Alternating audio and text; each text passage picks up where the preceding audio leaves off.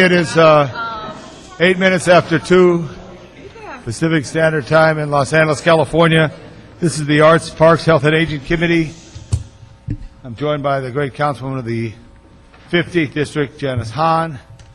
And we hope Councilwoman Perry, the great councilwoman of the 9th, will be joining us hopefully later on, if at all possible, due to her other commitments as well. Madam Clerk, how are you? I am great, thank you. Good. And what do we have before us? There are 9 items before the committee today. Great. And let's see here. We have some department representatives here. Let me just see, ask on item number 1. Is anyone here from disability? Anyone here? Okay, thank you. Aging is here. Cultural affairs cannot be here.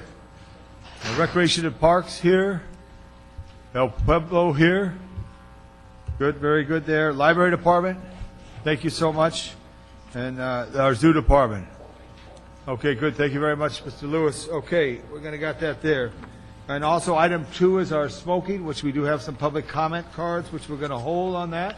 Okay. Thank you very much. Item number 3 Is also the smoking. Item number 4. Smoking? No. No. On the contemporary art. Item number 4 is on the contemporary Museum of Contemporary Art on Grand Avenue. We're going to continue that till when? January 21st, the next regular arts meeting. Is anyone here for that item? That item will be continued to January 21st. Number 5. Is a Department of Aging report relative to approval of their department's year-end annual report. Great. And we're going to discuss that later on. Number 6 as well. Number 7. On this issue here, does the library department have any comment on that? They approve that. No comment? You're okay with it? We move number 7. That's consent. Okay. Item number 8. Is a city administrative officer report. Right. I want to hear from them as well. And 9. And then we go there to the Department of Recreation and Parks for the Culver Slauson Rec Center. Scope that. Is anyone here for that item? We'll hold that in case someone shows up. Well, good afternoon. There's someone in the back report. Who's here for that? I got it. Okay, so you're here. You're all together. Rec and Park sits together. We're going to take item number 1 first. Okay, we're going to start with the zoo department because I want to get back to the zoo as soon as they can. These departments, we're going to go from the bottom to the top. These departments, we're going to ask them, Ms. Hahn, to give us a brief analysis of what currently is impacting their department and what they foresee in the future. We're also going to leave this open from time to time. You're taking all those today? No. Many we're going to get good. So basically, we're asking for a brief overview, Director Lewis, and then we'll move forward. What we want to know is what the challenges are, because many of these things happen in Budget Committee, and before you know it, they come to full council, and we're not as informed as we want to do, because we know that information is knowledge is power. We want to make sure you have the power for the people, for the parks, zoos, art facilities in the cities. So, Director Lewis, we're going to run a clock. You don't have to pay attention to it, but we're going to say like a 3-minute oral report, and then we go from there, just to give you a little guidance. You're doing 3 minutes anything? No. All right, good afternoon, John Lewis, the director of the Los Angeles Zoo and Botanical Gardens, and with me is Denise Ferret, who is the assistant general manager of the zoo as well. As you know, Mr. Chair, the departments were asked to prepare budget recommendations or requests this year at 2 levels, one a no-growth budget and then also reflecting a potential 6% reduction going forward. So in our no-growth budget, which would be approximately $19,300,000, we have to absorb the cost of living adjustments within that, so there is actually a reduction of about $1 million as far as what can be used for ongoing operations. We will additionally have to hold open 13 positions among our approved positions to meet that requirement as well as other requirements in our budget. This is in addition to the budget salary savings of 4%, which equates to about 12.5 positions. So that's 25 positions. You got it. 25.5 positions that we'll have to hold open to meet this budget requirement. We are also proposing to reduce our advertising budget by $450,000 to make up part of this reduction and eliminate the money that we get each year from the city for the Golden Monkey Project, which, as you know, we've been unsuccessful so far in getting the monkeys out of China. So that's about $207,000. So at least initially in the budget, that would be reduced. If the monkeys appear, then we'll have to make, arrangements for those payments. We think the impact of this no-growth budget on the zoo is going to be a reduction in attendance from 1.6 million to about 1.55 million, just simply due to the fact that we won't have any new major exhibits or even temporary exhibits at the zoo this next year. That'll cause an unrealized revenues of about $282,000. Obviously, continued deferral on the Golden Monkey Project. But I will add that if we don't get some movement on this project pretty soon, we're probably going to say thank you, but no thank you, and move on to another species. It's a great exhibit, and we need to get something in that space. Would you call me, the Council General? We have letters going out in which they're going to be copied on. He not only has his office in the district I represent, but he lives in the district I represent. Okay, well, we'll copy you on that letter Please as well. let me know what I can do to help. Okay. And Ms. Hahn also has those relations. Great. Yes, I do. Appreciate that. The other impact on the zoo, obviously, is we're an attraction, and we depend heavily on customer service throughout the park, and so it's going to result, because of the vacancies, we'll be struggling to maintain the appropriate levels of customer service. They'll be reduced throughout the admissions area and the reservation area, so wait times at the zoo will obviously be increased. There'll be some deferred maintenance projects we anticipate. Even now, with the managed hiring plan, we're having to put off some projects because we just don't have the construction crew to do the work. So those are what we're foreseeing, at least initially, in the no-growth budget going forward. And how many employees do you have at the zoo right now? We have 200. Go ahead, Denise. 257 full-time positions. And so right now there's 25 that are not there, We actually have 39 vacancies right now today. 39 vacancies. And do they disappear in the budget, or do you have to, how do we hold them in the budget if even they're vacant? Because this is one of my concerns, is because all of a sudden in these crises you lose everything. I think that the CAO, and working with the mayor's office, always utilizes various strategies on how they can meet the budget deficit, and eliminating long-term vacancies has been one of those tools that they have utilized. Whether that will be part of the budget process this time or not is we don't know at this point.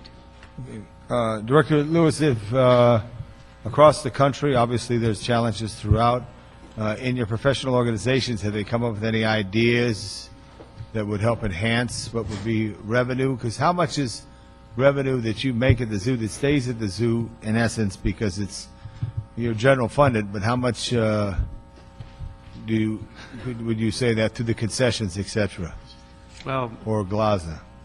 up until this last year, when the kind of fiscal crisis started, the money that we either made in addition to our projections or money that we didn't spend stayed in our Zoo Enterprise Trust Fund. But this past year, we've contributed just over $4 million from that fund to help offset the deficit for the city, which is a good thing. It allowed us to keep our operations going at the same level.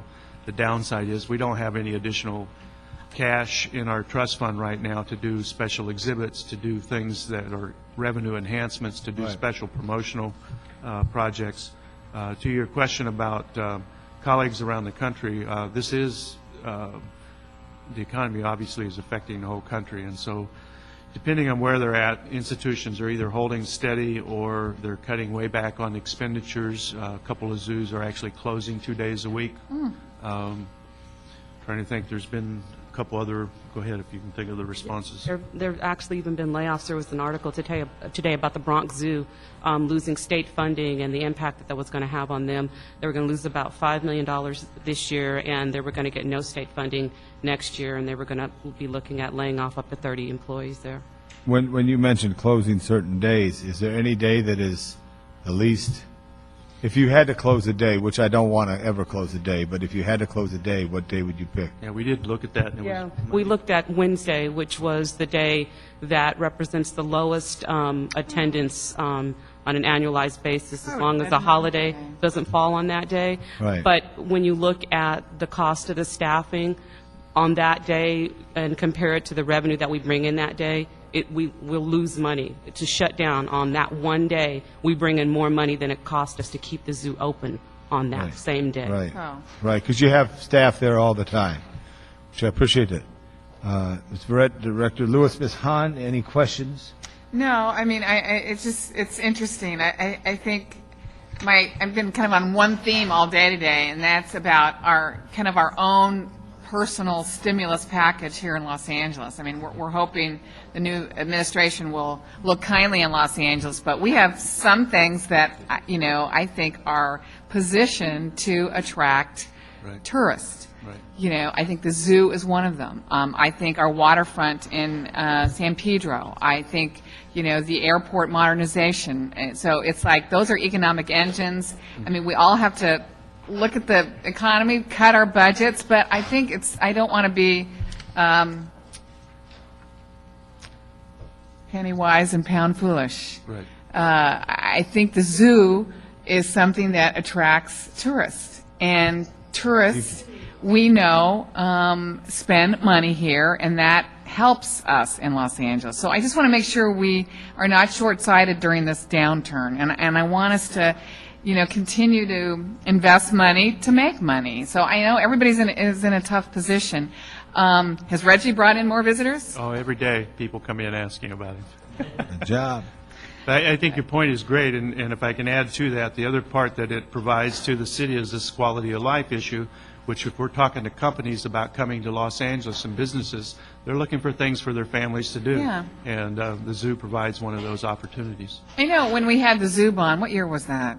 99, 96. I don't know if that was the 98, last yeah. time or maybe you've done it since. Have we done any kind of public opinion survey research to Yeah, we find do out research right what now. people do like to see? What are things we actually should enhance and improve that are the the attractors? Have you done that? Absolutely. We just did a very comprehensive market research study of our visitors, people that come to the zoo and people that don't come to the zoo, to find out what their opinions are and what they want to see. By and large, people support the zoo tremendously. They think it's critical to the community in which they live. They tell us they have a very positive experience when they come to the zoo. It's very affordable, and they think it's very valuable. So Are there certain attractions that they like more than others, certain animals that Oh. pique their interest? I'd like to see the results of that. Is that something you would Certainly. share with this committee? absolutely. I would like to see the results of that. Absolutely. Okay. And they like elephants too, if I can say that. Very good. I You can appreciate say that. You can say that here. I'll be happy to share the details of that information to you. I was just in the Oakland Zoo over the holidays, Yes, and I it was know. fabulous to see the other people of their city reacted to their zoo. Right. And I think, Ms. Hahn, as always, you hit it right, the nail on the head. In these tough times, we think, oh, pound foolish. Right. Where people are going to go, Right. they're going to go to the Parks Department, they're going to go to the libraries, they're going to go to the zoo. Right. So we don't want to hurt the people. We want to find a Right. way to help the people. Well, and help our economy. I mean, I Exactly. just think we have to take care of our own stimulus package here in Los Angeles. I mean, when you look at San Diego's, a lot of their biggest advertisements are in Los Angeles for their zoo. People Right. go there for the zoo.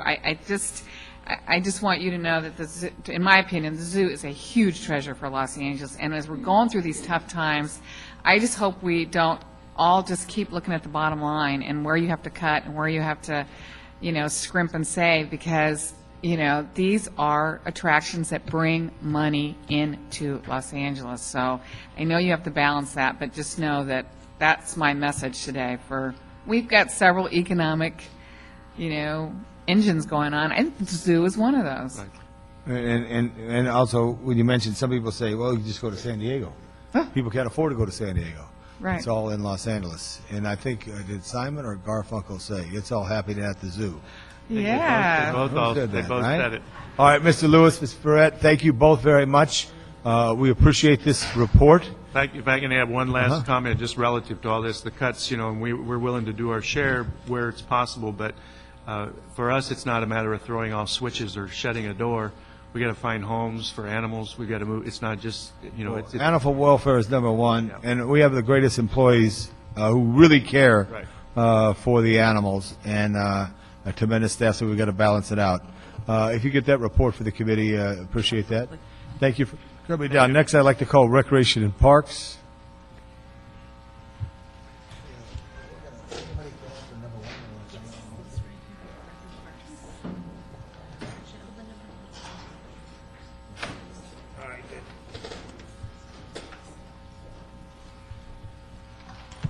And if I could have Rec and Parks at that table right there, which would be great. I'm just going to call, we did get public comment cards for this item here. I'm going to call them up. We're going to have 1 minute public comment today on this here. Craig Kessler, Monty Messex, is that correct? Monty, LA County Tobacco for item number 1? You're not for that. I'm sorry, Monty. You're for the smoking one. You're for 3. Okay, we'll change that for you. And also Isaiah Berman. Yeah, you want to see you, Berman. I'm sorry, boy. My eyes will be better when I put my glasses on. It's always good to see you. Craig, give us a public comment, please, if you would.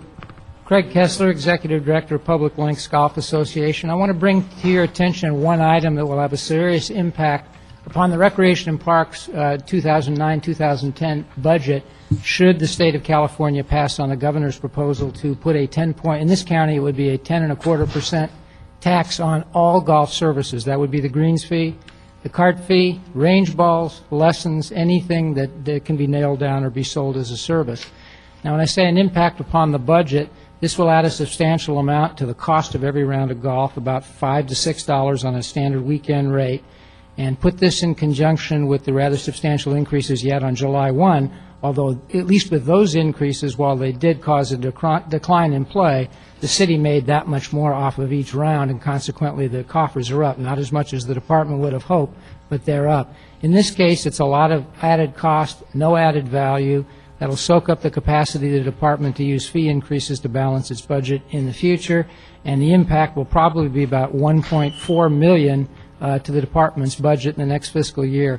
A lot of other governments are looking at doing signature letters to the governor and the legislative jet. We're going to be contacting the CLA's office, the California League of Cities, and others. The state, the federal government's in a crisis. I don't know how it's going to fall out when you compare whatever it is, but we appreciate those comments, Craig. And I will leave with the clerk. Leave it with the clerk. Ms. Berman. Yes, I'm Celia Berman, Executive Director of the Los Angeles Neighborhood Land Trust. And I just wanted to speak to you in support of the Recreation and Parks Department, what they're coming forward with. As a representative, not only of a nonprofit that works closely with Recreation and Parks, but also as part of the greater parks community.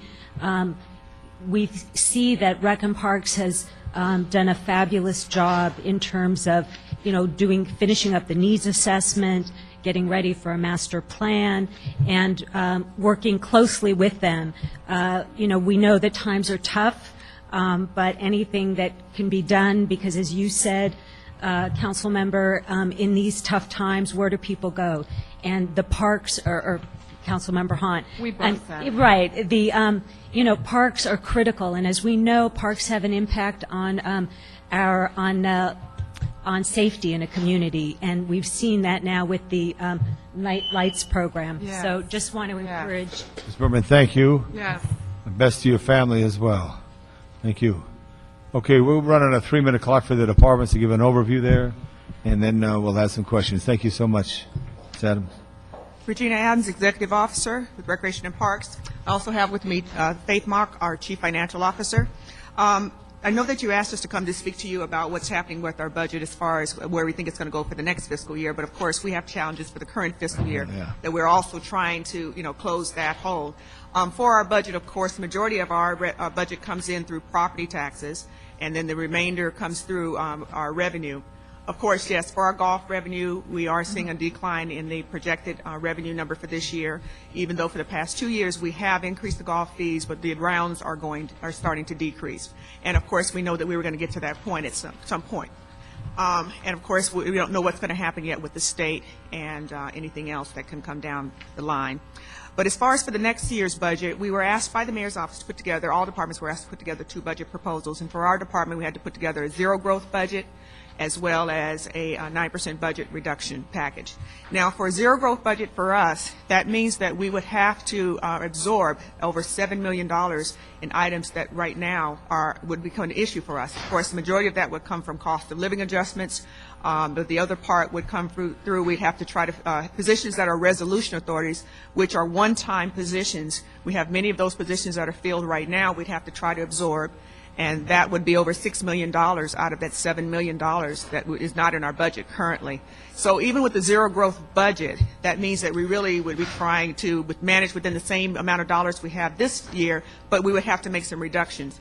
Now, with those reductions, of course, that would affect our staffing. The majority of our budget, just like all departments, has to come through our labor costs. And of course, we would have staff that would be affected, which would be on the full-time as well as the part-time side.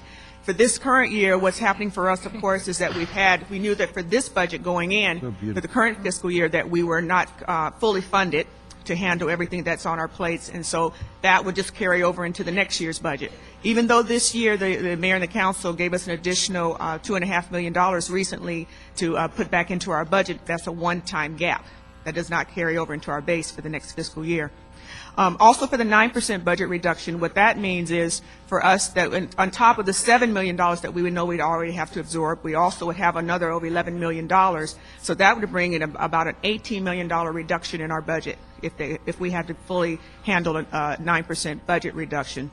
What we've been trying to do is to figure out what can we do for the next fiscal year, knowing that coming down the line, more than likely, we will not have all the resources that we have this year, and we'll probably lose additional. So what we've been looking at is trying to figure out how can we operate the department and still provide the services that the public wants and needs. What we're looking at is we're trying to look at, as we mentioned before, we're looking at across the city, and we're going to break down this information to bring it back to the council and the mayor as far as by each council district, but we're looking at clustering.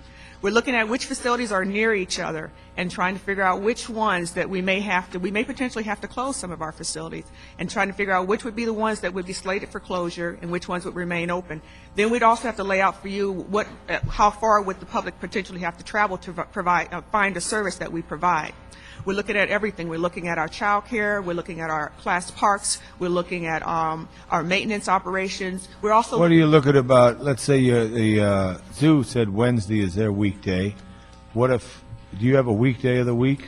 We have bounced around, but we haven't gotten the details yet. We've thought about maybe we might be closed on Mondays, at some facilities. We're looking at, of course, our first option would be to have the parks available to the public.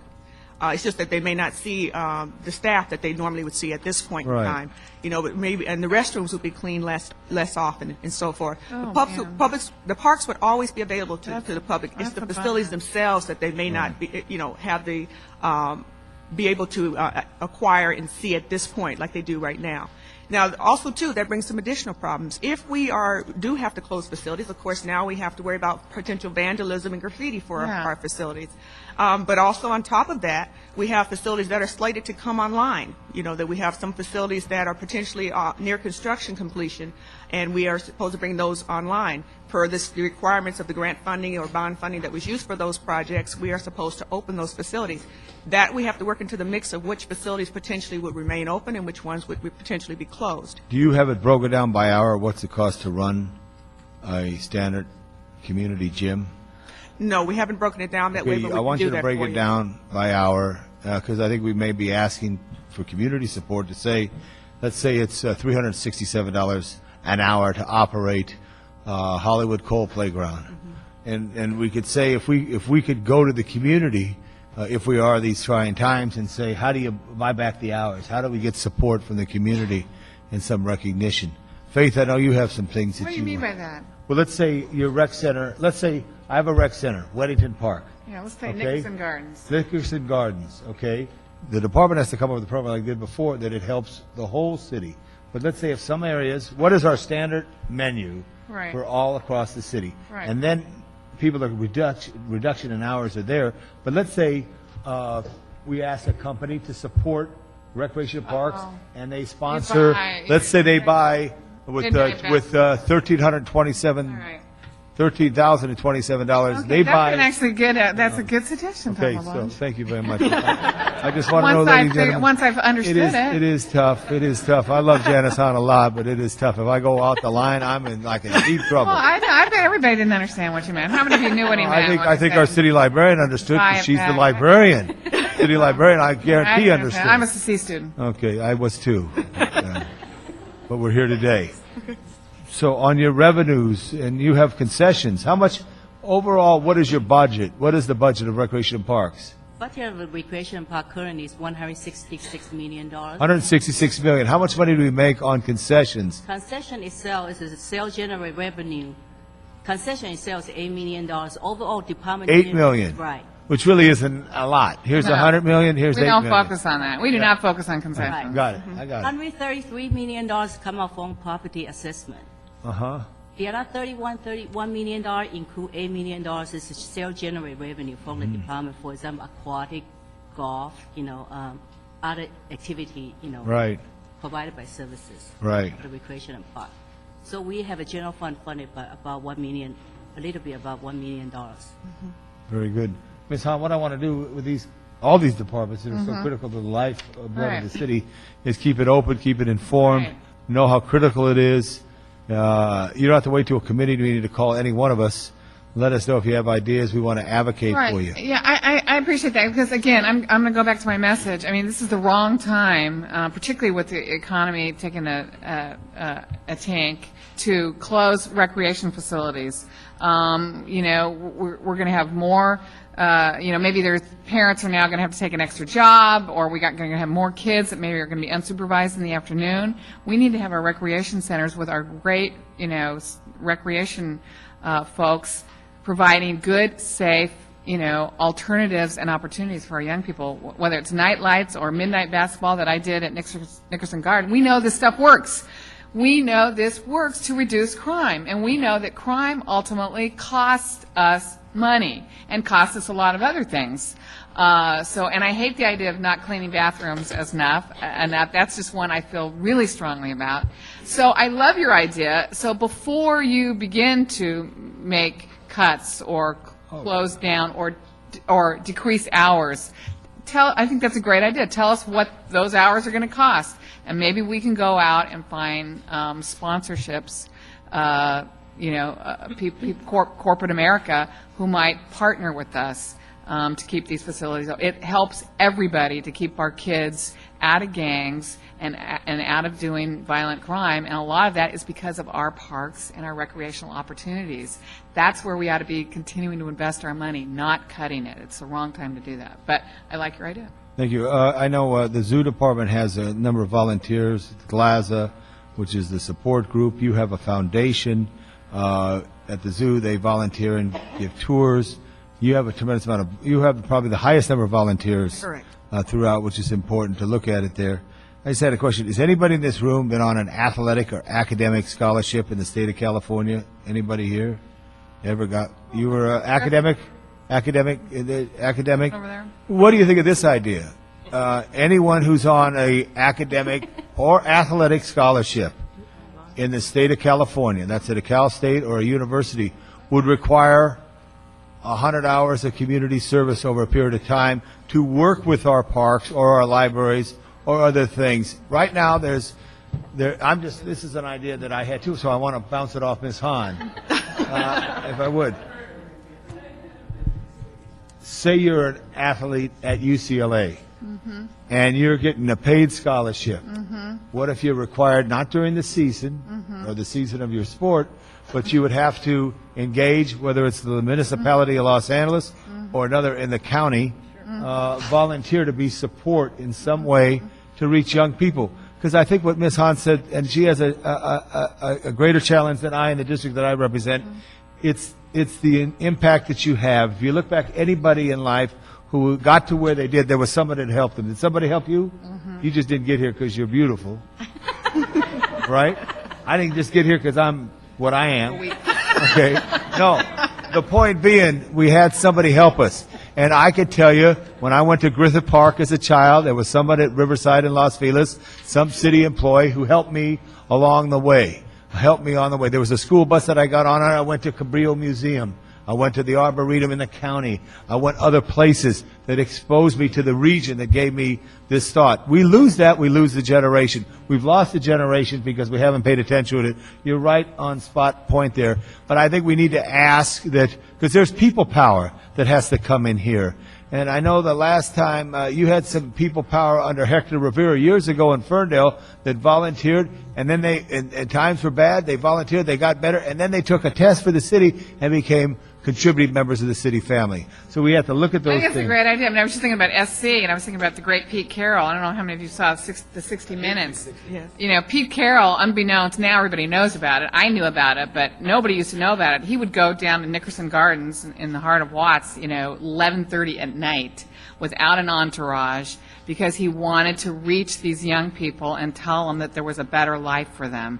And I loved it. And he would be one that I think would be a partner in this idea of SC, would be a great place to start. Someone who's there on an athletic or an academic scholarship, give back to the community. Because he gets that idea.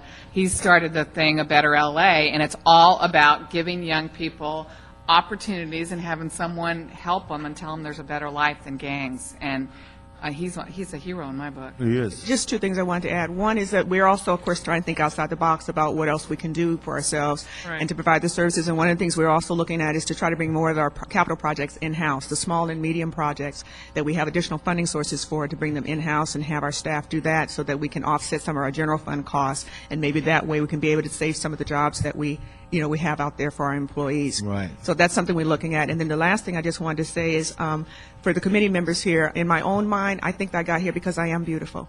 You are very much. And everybody in this room is beautiful. So, which is good. And I also want to tell you too, I just thought of it. What is the cost of the utility costs to Rec and Parks? The utility costs right now, this fiscal year, we're supposed to be paying over $4 million for our own utility costs, I'd like which is to about look at $16 that million. because DWP doesn't pay property tax, so I think there should be some trade-off directly to the utility costs, because there were just one city department's paying another city department. I think that's something we should look at. I thank you. Charge ahead. Give regards to Mr. Muckery, and we hope to see him next. Next is our library department. Thank you. This is interesting. I didn't know if I was going to like this part, but I like it. It's good. Why don't we just run the world? We could. Oh, man. Wouldn't that be? I don't like this. Hi. Hey, how are you? Good to see you. Marita, interim city librarian. To my left is Pat Kiefer, the assistant city librarian, and Al Milliger, our business manager. And Pat, if you could pull that a little closer to you and turn it up, because I think it's not catching you. Okay. Can you hear now? I could hear now, but could you hear now in the back from our librarian? Can you hear in the back, Greg? Testing. Can you hear? Greg, okay, good.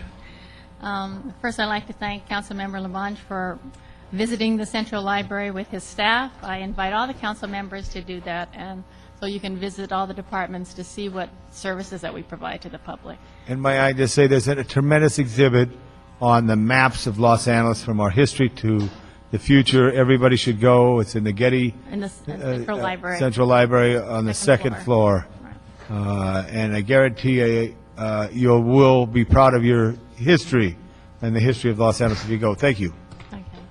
The status of our 08-09 current budget, so far this year, the library has had to sustain a 2% cut, which equates to $1.7 million budget reduction, and so far it hasn't significantly impacted library service to the public. This reduction has come primarily from salary savings because of the hard hiring freeze. In addition, we've had to reduce the amount of books we bind, the amount of equipment repaired, and the number of office supplies we purchase. So we're extremely grateful that this reduction isn't greater so far this year. As for our 2009-2010 budget submittal, that was approved by the Board of Library Commissioners in a public meeting on November 20th. Our budget submittal meets the mayor's no-growth budget criteria. We did not seek funding for any new initiatives for 09-010. Our no-growth budget submittal also accomplishes two major goals. It furthers the mayor's education agenda, and it fulfills the goals of the library's 2007-2010 strategic plan. Because of our success in increasing efficiency and providing more services with less resources, this no-growth budget submittal allows the library to continue existing public service hours and maintain the existing book budget. That was what our budget submittal stated. But as requested, many large departments had to submit a 9% budget reduction, and for the library, 9% equates to $6.4 million. And that is a huge cut that would impact public service. A reduction that deep would likely result in the loss of positions, since 80% of our budget is devoted to salaries, and the book budget would also be reduced. So maintaining the library's budget is critical. Our 72 libraries are being used more than ever before. Last year, we experienced 18 million visits, which is 27% greater than 2 years ago at 14 million visits. And we had more visitors than Disneyland, that only had 15 million visitors. As the media has widely $76 reported... difference of admission between yours That's and... true. Yeah. As the media has widely reported, people are increasingly relying on the library for books, computer access, homework help, and other services they need to improve their lives. So that's where we stand. Okay. Ms. Hahn, do you have any questions? No, those are Well, good stats. a couple questions. Okay, here's the tough question. We all have one of these. It's Right. free, okay? But if you ever go to Costco, Pat? I'm sorry. You Costco? Anybody go to Costco? You got to pay for this, right? Right. Okay, so let me just ask a question. This is a tough question. And it's just to be free to everybody. But if you could pay, I would pay you $25, $50, maybe even $100 to have a card if it went to you and went above the line. See, I don't want the city, and no offense to the CAO or any of the representatives there, if we raise the money, that they take the money, that they don't give it for you. But is it worth looking at, Ms. Hahn, that we say, and if I don't know if any other libraries in the country have done this, but say you could get a library card, but if you, and it's free. But if you want to help offset the cost for the books, there's a $25, $50, $100, I don't want to call it a club, Donation. but a donation. Well, yeah, club, but a club is more, I don't know, I'm thinking, I don't know, maybe you will think it, we'll think of what it is, but maybe there's a donation that it could be to, because more people, the book club, be the LA, very good, Miss Hahn, see, this is good, you're not a C student, you're a C plus now, you're moving forward. We're going to get up there. Be a part of the Los Angeles Public Library Book Club. And then you pay that, and all of a sudden people would maybe contribute. We could come up with a program.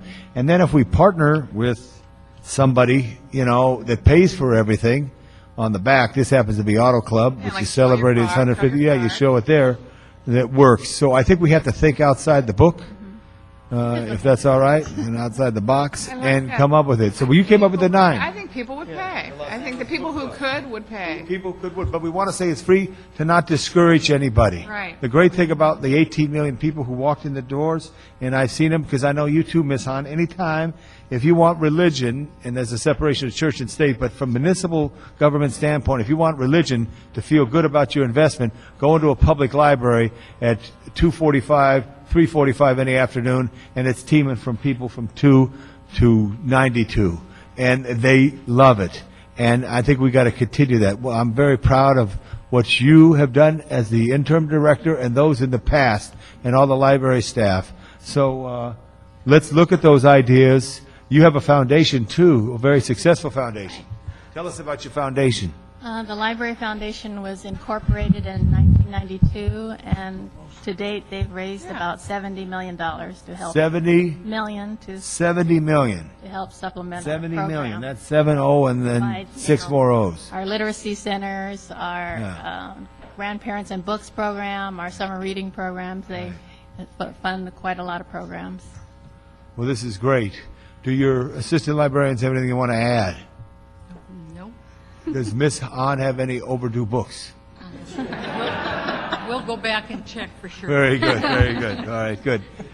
Thank you very much, and thank the librarians of Los Angeles who are also extra special. How many got help from a librarian? We're talking about coaches earlier.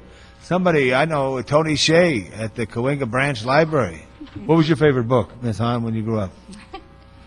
Oh, you put me on the spot. Well, ask me mine. What's yours? Mike Mulligan and the Steam Shovel. Anybody remember that book? Katie Ann was the Steam Shovel? What did he do? He built the town of Pomperville. What am I doing now? Helping build Los Angeles. It's all relative, right? I wish the zoo was here. Mine was Black Beauty. Black Beauty, right there. Well, good job. Thank you very much, our great library department. I appreciate that. Let's just turn around there for a second. Let's do an instant poll right here, the people that are here today. What do you think of the Los Angeles Book Club? Some of you think it's something worthy to look at, to support, so people would be positive at? Part of the book, Okay. LA Book Club. Okay, I good. love it. Be part of it. So we'll put a campaign together and we'll direct it. We'll do a promotion. Avak. A Bach, yeah. Let's- Avak, if you can hear us, make a motion. If you're the sound of our voice. Thank you so much. I pay. Pat, thank I you would so pay. much. I would pay. Let's do a motion. Thank you all. Bye-bye. The LA Book Club. Now we have our historic El Pueblo Monument, which if you haven't visited lately, anybody in this room, it's worthy to visit. It's a historic Alvera Street where 228 years ago, 44 people arrived from the Mission San Gabriel to found the city of Los Angeles. Robert, introduce yourself. Good afternoon, Chairman. Robert Andrade, General Manager for El Pueblo. I thank you for this opportunity to share with you our current fiscal state of El Pueblo and the challenges that lie before us in 2009, 2010. The proposed budget for 2009-10, similar to my colleagues, has a 0% growth rate, which in effect would cost the department an additional $102,000. And we submitted also, because of the obligatory changes in which we are asked to incur. The 6% budget reduction package is $155,000. And the reason why you see a smaller variance there is it's really based on the general fund obligation that El Pueblo has. We raise approximately 80% of our costs. That is $3.6 million out of a $4.2 million budget. We get about $800,000 from the general fund. And I believe that the ordinance that established the department set as its goal the obligation that El Pueblo become self-sufficient. And to that end, we have made some extraordinary efforts this year towards that mark. Examples would be parking rate increases that took place in June and in December. We've evaluated and established new event fee structures. We've postponed the filling of important positions whereby our year-to-date expenditures are approximately only 43%. We have created our own internal managed hiring process prior to the city establishing its own because we recognize that these are difficult times. And for departments the size of ours, a unique, small challenges, like my colleagues that will be preceding me, a small department where $100,000 or $50,000 is reduced has a debilitating effect, not only on our core functions, but it also affects the ability for us to really get to the business at hand. Can we manage with these reductions? Absolutely. And we will. And we will do our part to maintain and to ensure that El Pueblo is an effective and efficiently run department. Of your leases, how many are up to date? This is the challenge before us, Right. Councilman. The lease is up to date, 17 out of 78. My expectation is for us to become self-sufficient, that the only way that we're going to be able to do this is going to require bold and a valiant effort, not only on my part, but on the part of elected officials. We've completed or had completed the evaluation and the appraisal of what rents should be. We are currently reviewing those amounts. We're going to come forward with recommendations for the increase of those leases and a modification into the CAM rates. With approval from this body and approval from the Budget and Finance and the Mayor and the Council, we will be self-sufficient. Absent that decision, we will never be self-sufficient. Would it help if this committee met over, let's say at the Pico House, and took off our jackets and rolled up our sleeves, had the CAO give a report? Because if only 78 leases and only 17 are up to date. That is correct. That's a lot of business we need to get in, Jack. Is the city controller know about this? Absolutely. Yeah, so she want us to see us charge ahead and get it where your 78 is 78. In 2004, her audit called out that these leases had not been executed since the mid-1980s. Right. Since the mid-1980s. So we got work over there, Ms. Hahn. Yes. Well, let us do the work. All we need is your vote. Okay. I like that. All right, good. So come back next week, we'll give it to you. All right? Give you a week to do it. A week might be a bit premature, Councilman. Okay, all right. So do it in 30 days. And if you need to get 20 and 20, let's try to get something done in the first quarter. And I look at our city clerk, let's make this a priority because we need to help El Pueblo. And if you're self-sufficient, that's what the CAO wants, that's what the mayor wants, that's what the council wants. And that's what I want as well. Okay, thank you. Thank you for the wonderful thing you did over the holiday season and all the people that are there. We'll talk to you later. Appreciate your continued support. Thank you. Thank you very much. Thank you very much. Thank you very much. Now we have our Cultural Affairs Department. Again, will be at a later date. Department of Disability. Yes. And please explain the amount of money is general fund and how much is that of grant funded. All right, Tony Abraham, Budget Director, Department on Disability. Lilia Licklican, Chief Accounting Employee. First of all, we'd like to express our thanks for the continued support that the council members, LaBonge and Han, who have provided us for the successful Accessible City Expo that we were able to conduct last October. Thank you. You're welcome. Yeah, so out of the Department on Disability, which has 19 employees with an average budget of $1.8 million, $600,000 of that is from CDBG, and the remaining is from the general fund, Fund 100.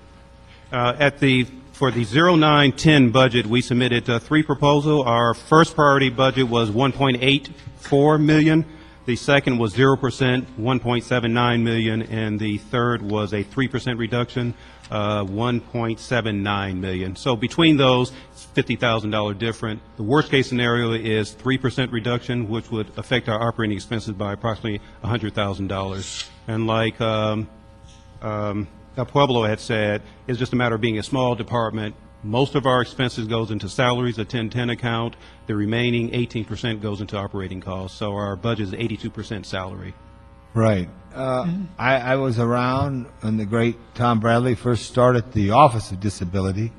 Do you know what their costs were in relative to where they are today? And if you don't, could you look at that? Okay. Because not that I would want to propose it, but I know the CEO has proposals from time to time to consolidate. And with 19 employees, would we better serve the public if there was an office of the mayor of disability that focused on it and you lower the overhead and continue to get the dollars out to serve the people?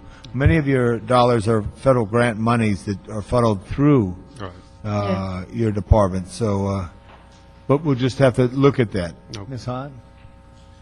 Okay. Let me just give a quick further description. In regards to that $1.8 million on average that we're receiving over the last few years, it's been going mainly in support of 4 primary programs, especially the ones you've been helping out, the AIDS Coordination Office, using public health as a form of public safety by removing 1 million needles per year for the needles exchange program. Right. And of course, trying to ensure that the AIDS, spread of AIDS doesn't occur in the city of LA. And of course, you've been quite helpful with the city HIV testing initiative program. This year, we've been successful of obtaining over $200,000 with our partners through the Gilead grant. So that's been quite successful. And of course, we've been in full compliance with the 1973 Rehabilitation Act and the ADA.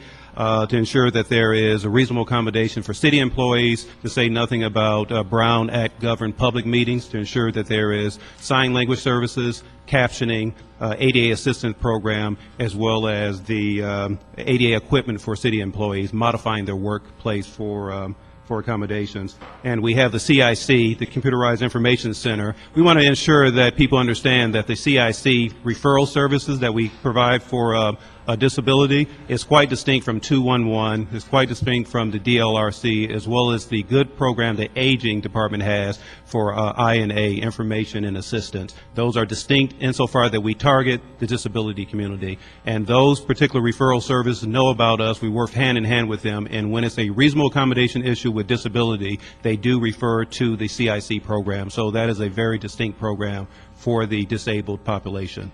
Someone is disabled in one of the other 87 municipalities. Do they ever call the city of Los Angeles? Oh, for yeah, help? they certainly do. So you help them? They help as much as possible. Because In fact, the county doesn't have a, what's the county counterpart? that's the 211. The 211, very good. Okay, good. Ms. Hahn?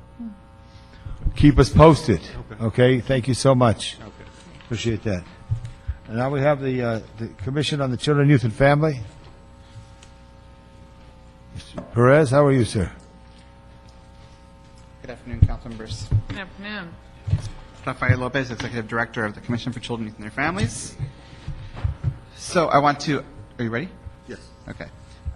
Just take this opportunity to paint an important picture related to the impact that much of my colleagues have said in terms of small departments versus large departments, and paint a couple of numbers to you that are very critical.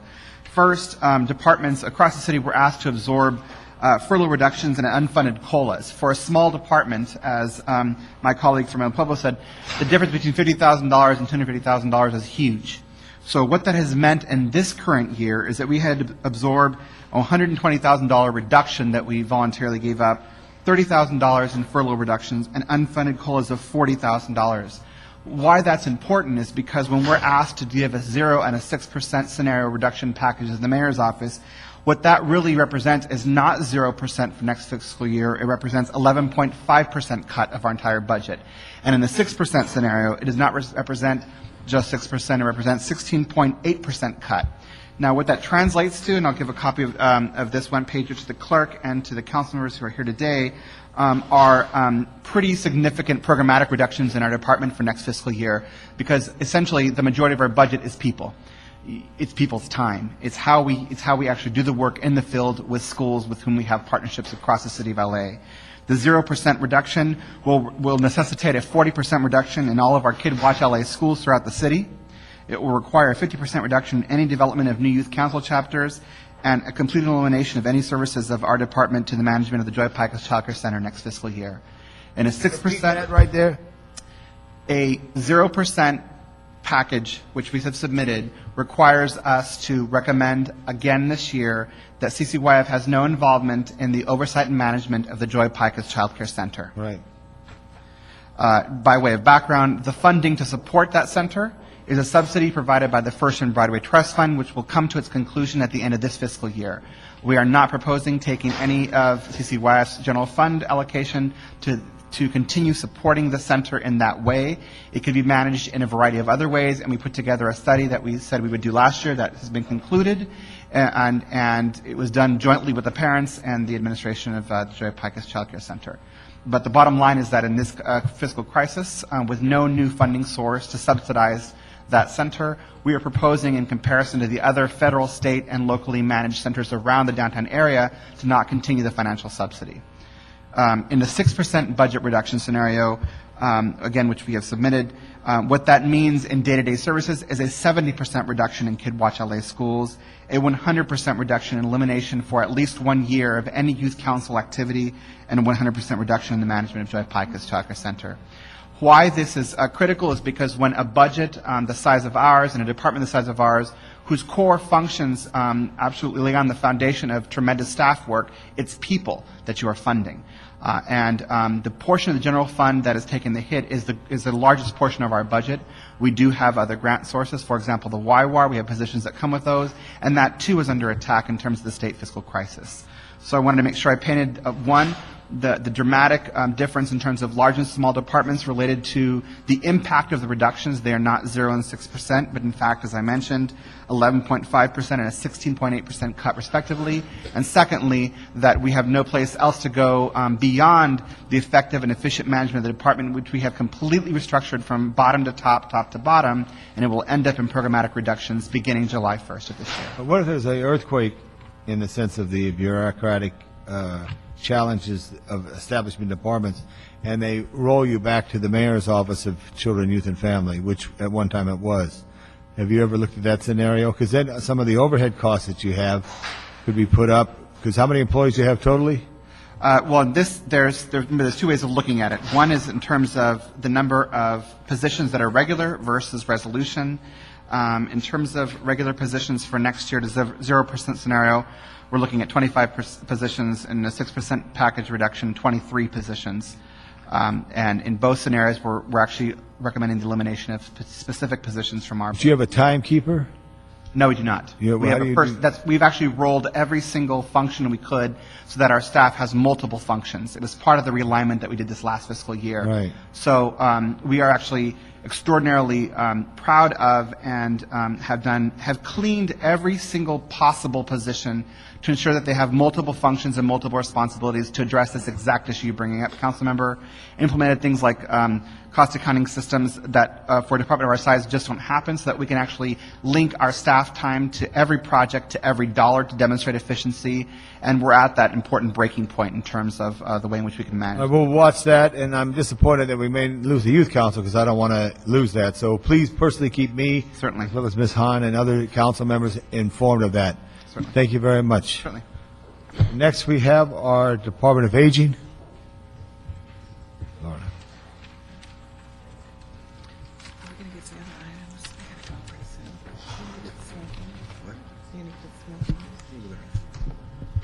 Good afternoon, council members. Laura Trejo, General Manager, Department of Aging. Right. With me, James Don, our Assistant General Manager. Thank you for the opportunity to share with you some of our concerns in terms of budgets. I will start with the current fiscal year because it has been quite a difficult fiscal year for the Department of Aging.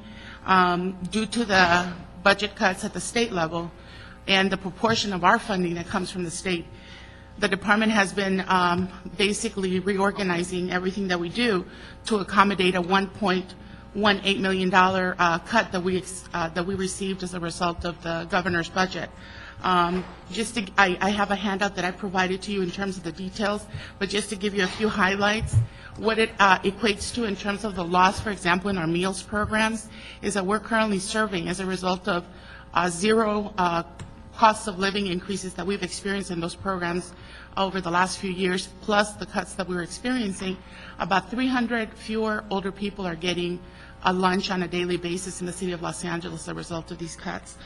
We're also looking at 51%, meaning the entire state share of funding was removed from two of our programs, our long-term care ombudsman program, which deals with elder abuse in nursing homes, and our senior employment program lost all of their state funding. One of the concerns that I have with the ombudsman is that we're also seeing, as a result of the challenges in the economy, families are under more stress. And one of the things that occurs as a result of it is older people become more vulnerable. The Daily News reported just a few weeks ago that 47% increase in reports of elder abuse. These are the folks that are supposed to be monitoring nursing homes, and we've just basically cut the program in half.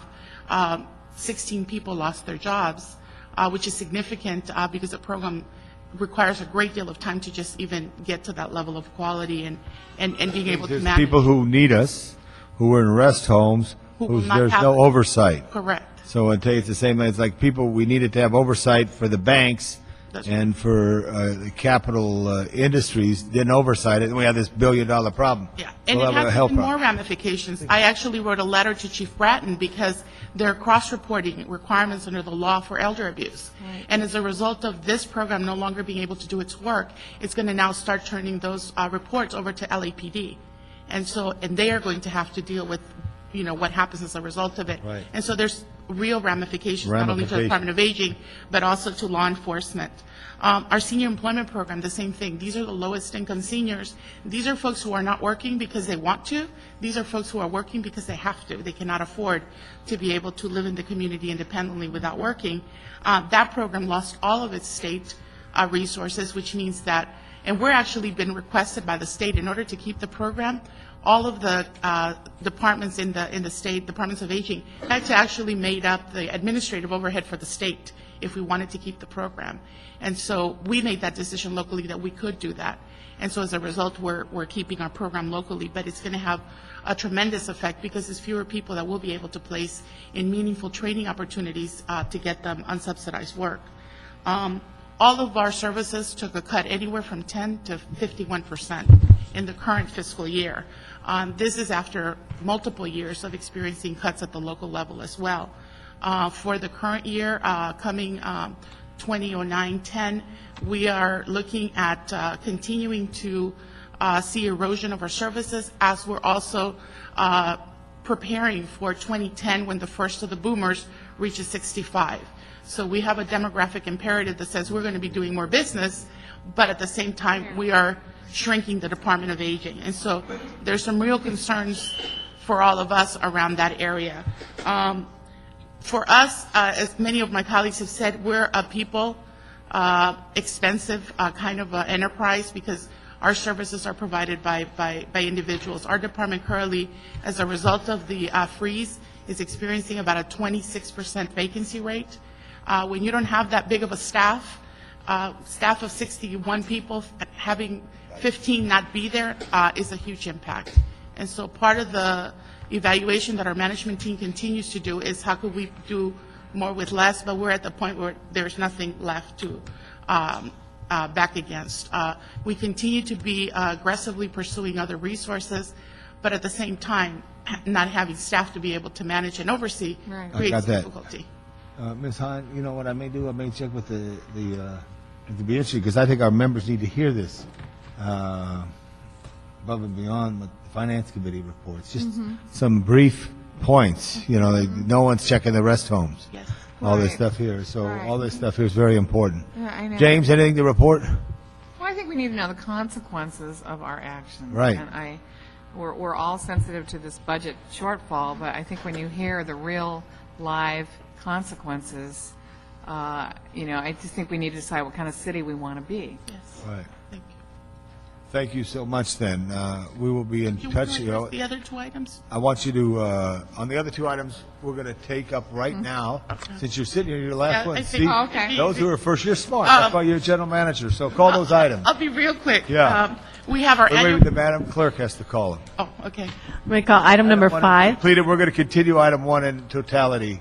So moved by Ms. Hahn. Yes. Okay. Continue.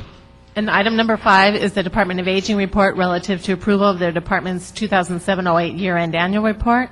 And you have that before you. Yes. Just a few highlights. We're very proud that our needs assessment report garnered a national award as an innovation in community planning. We also, our Active Start, which is our work with sedentary seniors and the senior centers, just recently received another award from the Productivity and Quality Commission. We're very proud of that. The department has continued to try to forge different and innovative relationships. For example, we just finished phase 1 of a planning process where we're going to be collaborating with the libraries to utilize their computers and other resources in order to assist seniors and their families access vital information of services and information they may need in terms of caring for an older person. Madam Clerk, what is the schedule for council? It can be scheduled anytime in the next 2 weeks. Coordinate it with the general manager, because when it comes to council, I'm going to call it special. You're going to give us a report on that. Okay. Any questions, Ms. Hahn? No. So moved by Ms. Hahn. I second it. Move that item. Next item. Is item number 6, and that's another report from Department of Aging relative to request to approve and release the Adult Day Program request for proposal. This is ongoing. Our department puts all of our programs in a competitive bidding process every 4 years, and this is the natural cycle for our Adult Day programs to be put into the field. Part of the concern that I should share with you is that because of all the pending potential cuts, this program may actually experience some cuts as well in terms of Adult Day programs. And so we are monitoring this RFP very closely. Thank you very much. Speak to that when it comes to council. Moved by Ms. Hahn, seconded by myself. Thank you to the Department of Aging. Thank you. Now, returning to the regular agenda, I'd like to go to item number 2. item number 2. And that is a city clerk report relative to the status of the Anti-Smoking Trust Fund for fiscal year 2007-08. Good afternoon, Glenn Robison with the City Clerk. Before you today is the annual report for the Annual Smoking Trust Fund, number 41Z. This trust fund was established in 1998 for the receipt and retention and disbursement of monies received from a settlement with Philip Morris Company. The funds are to be used to finance education, enforcement, and advertising campaigns by the city to discourage smoking by minors. All of these funds have been expended. except for a very small amount of principal which earned interest during this year. There's $437 remaining in the fund. This is an annual report that's administrative in nature that we're required to report. Thank you. Since it's down to $437.08, is this fund going to continue to roll over next fiscal year, or is it completed now? We made a prior recommendation to repeal the ordinance that established this trust fund. You let us know what to do. And it was recommended by your committee that if we did that we would be sending the wrong message to the public. So at that time, but it probably costs you more than $437.08 to hold a trust account it would be saving money. If somehow, if you could figure out what to do, Glenn, report back to us. Okay. Move this forward, and we'll report back to Okay. on what to do, because for 400, the trust fund is now, what its original settlement was in the multi-million. the original amount, it was $750,000 that came to the city. It's now been expended. One recommendation, one thought on that would be to amend this existing trust fund and utilize it for another anti-smoking program the city might have. Give a recommendation, Okay. meet with Mr. Miller and others in the CLA's office, let us know. Thank you. Moved by Ms. Hahn, approved. Item number 3. Item number 3 is a motion, Smith sign, relative to requesting the city attorney to prepare and present an ordinance to prohibit smoking in outdoor dining areas and within 5 feet of such areas, similar to a recent ordinance enacted by the city of Burbank.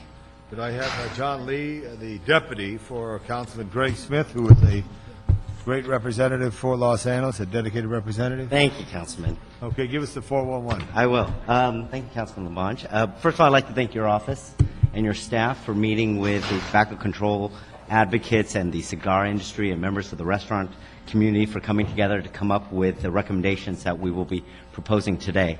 Again, my name is John Lee. I'm from Councilman Smith's office. Councilman Smith believes that there's no safe levels of secondhand smoke, and believes that everybody in Los Angeles should be able to enjoy outdoor dining experience. And so we're asking that the committee instruct the city attorney to draft an ordinance, number 1, banning all smoking from any outdoor patio area that is connected to any business that serves food or beverages, exempt businesses that are age restrictive and 18 and older, such as bars, nightclubs, and the such, exempt private events that are closed to the general public where an invitation is needed for access, restrict smoking 10 feet from these outdoor dining areas, hold businesses and individuals liable with fines, and after the ordinance is adopted in council, have a 6-month grace period to allow businesses the opportunity to notify the customers of the new law. We'd also like to ask the city attorney, if it is legal, to require that the businesses post something in outdoor dining areas so that there's an education process. The city of Burbank does something really neat where they you can literally go to their website, click on a link, and it will print out the municipal code and something for you to actually advertise, so they don't have to spend a lot of money. So something you can just post. It's inexpensive. They can print out, put it in a frame, stick it outside, so to educate people that that smoking is. And I'm going to ask our city attorney to give us this feedback here. Should be in writing to the city attorney's office from the councilman. Yes, once it's assigned to our office, they can do an evaluation of all the legal issues having to do with the ordinance itself and any other questions that come up. And we've worked out all the kinks, if I could use that term, that we may have had. I believe that everyone coming up to speak today will come in support of what our office is proposing today. And we just ask that if you could ask the city attorney to have this ordinance back as soon as possible, because I think even members of the state legislation are looking at. Could we, Madam Clerk, could we request the city attorney to have this and send it forward to council, so it only comes back not to my committee but straight to council to save the time, because many of you have advocated for months on this. Could that be done? We can hold scheduling the motion while the ordinance is drafted, and then submit both to council at the same time. Right, so it doesn't have to come back here. That would be fantastic. We've resolved everything that has. In the Restaurant Association, they're not here today. They've resolved everything that they had concerns. I was impressed with the opinion that they had, that it's up to the individual, and it's all going a different direction, so everybody should be happy. Now, there's an old rule at City Hall: if you're going to vote for it, you don't need to hear everybody, because I'm going to vote for it. I don't want to change my mind. I'm teasing you. Anybody who filled out a card will speak. You got a minute if you want to speak. If you don't need to speak, just stand up and say, move forward. Keith Park, if you'd like to speak, take a chair. Monty, come on up. You're going to speak. If you want, you're okay? Okay, good there. Carrie, from the Girls Club Coalition. Yeah, good to see you. You're okay? Okay. Thank you. Marlene Gomez. You're okay? Thank you so much. You're all going to... And Ms. Lopez, you're good? Thank you very much. We're all for that. Janice? Yes? Yeah, not Janice, huh? Janice. Janice, I want to say it correctly. Chow? Yes. You're good. Yeah, thank you, Janice. Very good there. Michael Doherty, you're good or you want to speak? No, okay, good. Chuck Ladito? Come on in, Chuck. And David Ross. Speak just so you balance it out. It's 4-1. Okay. Yeah. And requesting that the city attorney's office, and I will follow it up with your office, draft this within 30 days. Yes. Please, whoever I called first. Okay. Councilman, introduce yourself. My name is Michael Doherty with J.C. Newman Cigar Company and the Cigar Rights of America. We're here to support the measure, but I do want to just make a couple of quick points, and that is that we support the measure because we believe it is a good compromise that allows restaurant and bar owners to retain some choice over what they can do to serve their customers. In particular, we feel that although there are still a significant number of cigar smokers in Los Angeles, the places where they can enjoy cigars has already voluntarily been restricted to a handful of places. And this measure will allow those handful of places to continue to do that. And that's very important to us because we kind of feel we've come to the end of the line. Any further restrictions past this point would leave us nowhere to go. Mr. Lee, you're okay with that? Yeah, that works out. As long as age restricted, like nightclubs and bars, and if a restaurant changes into a bar, if I'm understanding correctly, if a restaurant changes a bar at 9 o'clock and restricts it to 18 and over, we have no problems with them allowing. You're good. You're good. They're good. Smoke. Okay, good. Right. My name is Chuck Lee. My name is Chuck Lucido. I represent Perdomo Cigars. I'm just here to say thank you to the council, and particularly Councilman Smith and Councilmember Labange for their hard work, and Han for their hard work and due diligence and compromise in the sense of fair play, and allow the people that we do business with to continue on and earn a living in these very difficult times of financial bailouts going on everywhere. So thank you very much, and go Lakers. Right. Go Lakers. Right. Right. I'm Dave Ross. I'm the chairman of the board of the American Heart Association, and I wanted to speak because on our board of 35 members, more than half of them are physicians. They're the leading cardiologists and neurologists in Los Angeles. And they unanimously are enthusiastic about the support, not just of this ordinance, but of all of the efforts that the Heart Association has made throughout the state to get cities to reduce smoking. And I'll say that as the chairman of the board, my mom and dad both started smoking here in Los Angeles as teenagers. My mom died at 61 of lung cancer. Wow. My dad was diagnosed at 46 and died at 47. Wow. Now his twin brother, he also smoked as a teenager. He got bladder cancer, which is the second smoking cause cancer. But because it was bladder cancer, he had a urostomy, and he's still going to work every day at 85. So I basically lost 40 years with my father because he started smoking as a teenager. So to be part of a philanthropic charity and the board chairman and be able to contribute something to the cessation of smoking means a lot to me, and it does to the other board members as well. So thank you both. Thank you. Thank all the advocates, and thank all the business people and the representatives and their advocates.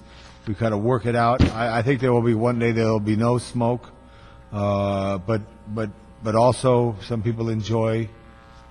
And this is what we try to do. But we worked it out. So we move forward. I'd like to request the city attorney do this in 30 days, and we try to come back on the first week of March. I know there's more than 30 days from right now, but just looking at that aspect there. Well, I was going to give them 30 days plus a little extra. So, okay, just to try to, because I don't want to fool you. Nothing happens in 30 days, 30 working days. For So, clarification, yes. Yeah, Yes. I'd like clarification on for that one. clarification, you'd like to approve the motion as amended here in committee and have it scheduled when the ordinance is completed? Correct. First week Correct. of March. in We don't need council. to go back here. I want everybody to come into council and together and support it. Okay, yes. Just come on up. Okay. Introduce yourself again for the time there. Thank you very much.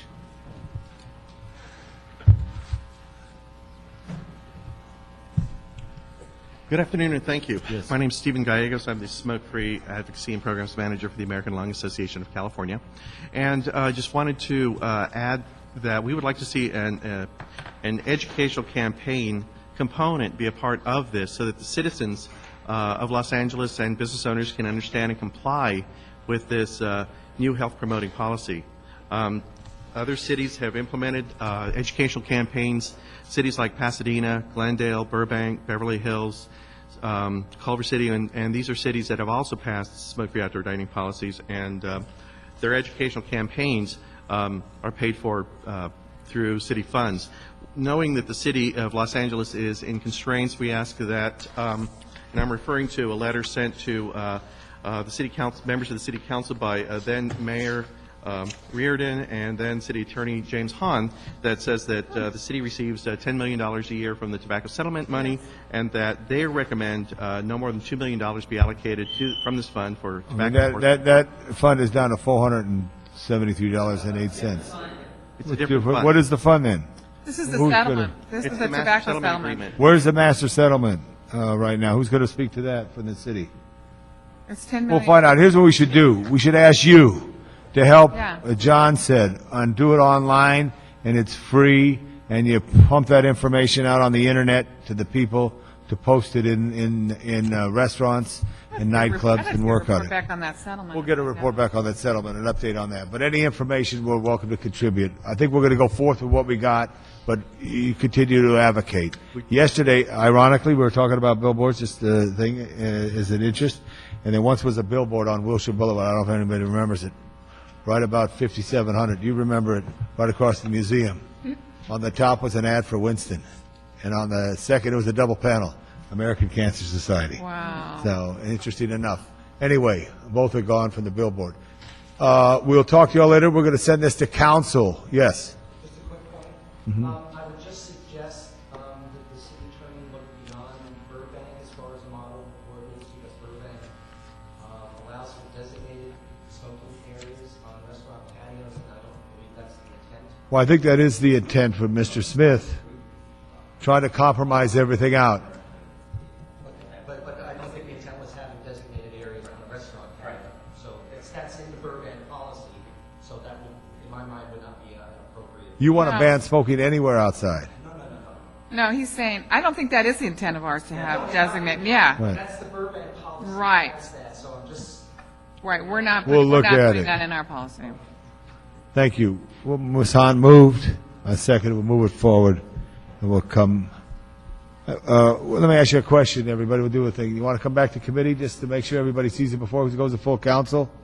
I think people will be comfortable with it. So we'll come back to committee. So we'll do that, but we'll try to get it done in 30 days. I changed directions there, Ms. Hahn, in the interest of serving everybody. Thank you.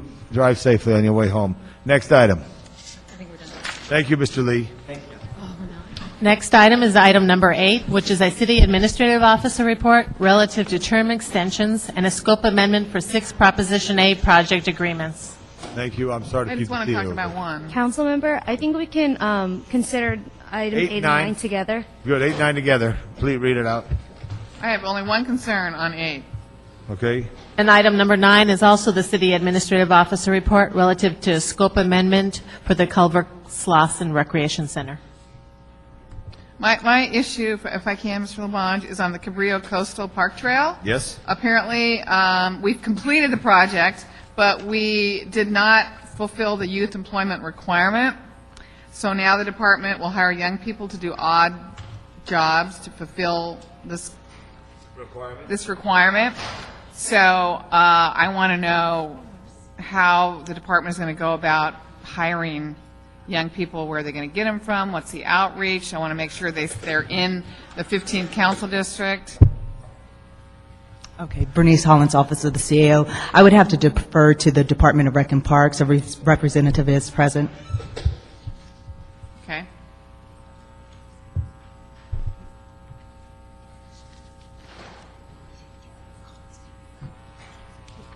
Susan Huntley, Recreation and Parks.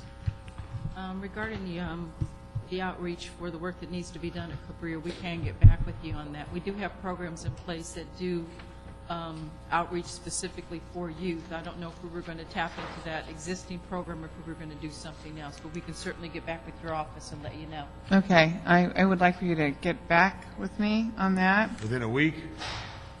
Yeah. Can you do it within a week? Sure. Great. Yeah. Because I'm not willing to, what are you approving this, or you? We want to move it forward because it's put with other council districts and the other projects as well, and Mr. Drucker Yeah, would like. but but these are the things that fall through the cracks. And the next thing you know, there is no outreach, and you've already missed the whole requirement of, that was kind of serious, frankly, that we missed that requirement of fulfilling this grant to hire young people. So I'm kind of, I know there's a lot of other things caught up in here, but I'm not willing to move it unless you want to take this one out and leave it, because these are the kinds of things that get lost, and then the department doesn't. Okay, we're going to It's amend kind of a this. serious infraction, in my opinion, to build this whole coastal trail. One of the major requirements was to have young people. We totally missed that. So now we have to fulfill that requirement, we have to sort of make up odd jobs. I don't even know what those are. And we have to hire young people. But that's, I want to see how that's going to work. So I'd like to have that. I don't want to approve this. Okay. Madam City Clerk, was that, do you know, or Madam CAO, do you know if that was impacted on other issues as well? If I may recommend, this could be a potential audit finding. We have scope terms that have already lapsed. It would be better just to bifurcate the item, to leave Cabrillo on the table and send the others forward. That would minimize. We'll continue Cabrillo, item number for 50th District for 30 days. Thank you. And then we'll move forward to council on the others. Okay, thank you. Okay, and then Slauson project at Culver Slauson Rec Center?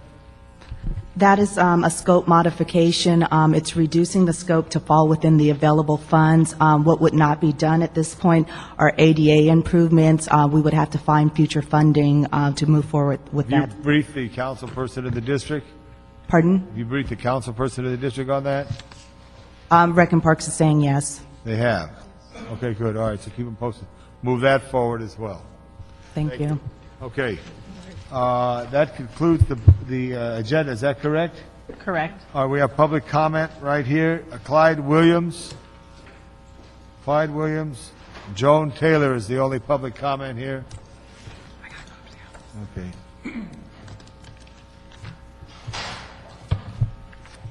Hi, Ms. Taylor. You're dismissed. Chairman Labange and Ms. Hahn, I'm Joan Taylor. I've given you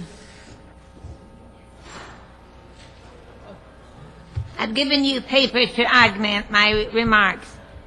And even though this is I would like to draw your attention to these papers. Okay. I'll wait till you return.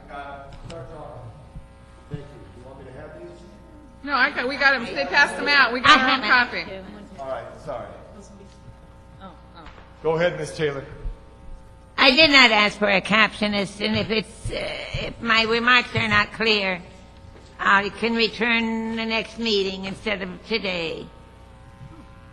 Well, you came all the way downtown. I hope all's well with you. We thank you for your participation. And the next time, Madam Clerk, when Ms. Taylor is here, whenever she arrives, we'll take her the next up. If you come first, you'll be first. Okay? I am deaf from crime, and I did not ask for a captionist because I thought it would take just a few minutes. But I gave each of your members a paper, and the top page, even though this is a county action, it affects 3,000 to 4,000 of your seniors and disabled in LA City.